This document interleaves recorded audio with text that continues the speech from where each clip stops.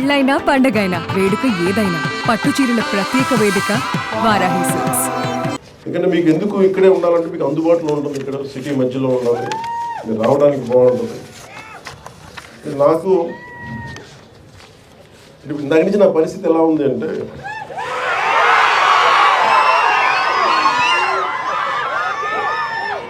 ఒక చిన్న అబ్బాయిని అమ్మ నాన్న ఒక ఆట స్థలం, ఒక క్రీడా స్థలానికి తీసుకెళ్ళి కానీ, ఒక టాయ్ షాప్కి తీసుకెళ్ళి కానీ, ఒక బొమ్మల దుకాణానికి తీసుకెళ్ళి కానీ అతన్ని కూర్చోబెట్టి అలాగే అతని కంట్రోల్గా పక్కన కూర్చోబెడితే వచ్చిందేమో బొమ్మలు చూడటానికి, కొనుక్కోవడానికి. ఇవన్నీ తల్లిదండ్రులు కూర్చొని హోల్డ్ చేసి మిగతా మాట్లాడితే ఎలా ఉంటుందో నా పరిస్థితి ఎలా ఉంది. చుట్టుపక్కల పుస్తకాలు చూడండి. నేను ఎంఎస్కే విజయ్ కుమార్ గారు చిన్న కోపం కూడా ఉంది. నాకు ఇంతసేపు నాకు తెలియదు, లేదంటే ఇప్పటికే నేను ఏమంటుంది దీపం వెలిగించి వెళ్ళిపోయే మైండ్ సెట్లో ఉన్నాను నేను. అంటే ఎందుకు సరదా ఎందుకు చెప్తున్నానంటే,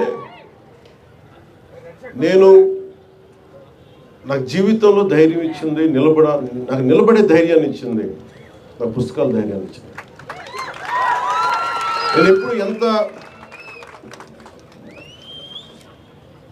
అంటే ఈ సందర్భంగా నాకు ఒక పుస్తకాల షాప్ రన్ చేసే నాకంటే చాలా సూపర్ సీనియర్ అయిన రమేష్ గారని భవానీ బుక్ సెంటర్ అని రన్ చేసేవాళ్ళు నెల్లూరులో.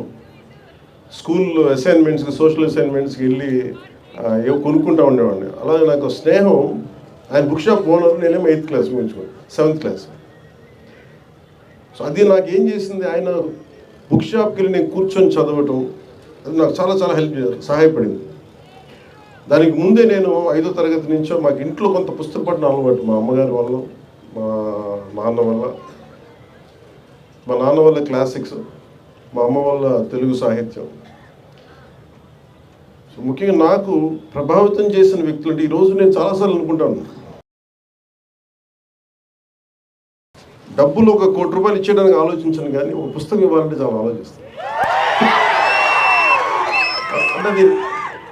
అంటే పుస్తకాన్ని ఇవ్వాలి అంటే నిజంగా నా సంపదని ఇచ్చేసి, అంటే నా కర్ణుడి కవచకుండలాలు ఎలా కోసేస్తే బాధపడుతుందో నాకు తెలియదు, కానీ నా పుస్తకం ఇవ్వాలంటే మటుకు చాలా కింద మీద పడిపోతాను, ఇవ్వాలవుతుంది. అందుకని ఏంటంటే కొంతమంది అడిగినప్పుడు, ఈవెన్ నా పిల్లలు అడిగినప్పుడు కూడా వాళ్ళకి కావాలని ఇంకో కాపీ కొనిచ్చిస్తాను తప్ప నా పుస్తకాలు ఇవ్వడానికి ఇబ్బంది పడతాను. అంత మమకారం నా పుస్తకాలు.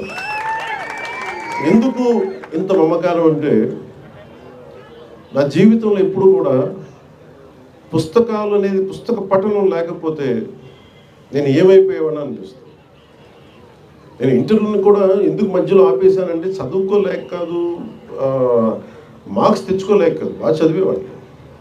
కానీ ఎందుకంటే నేను కోరుకుంటున్న చదువు పుస్తకాల్లో లేదు, క్లాస్ రూమ్లో లేదు. అందుకు నేను ట్యాగూర్ గారి ప్రేరణతో, అంటే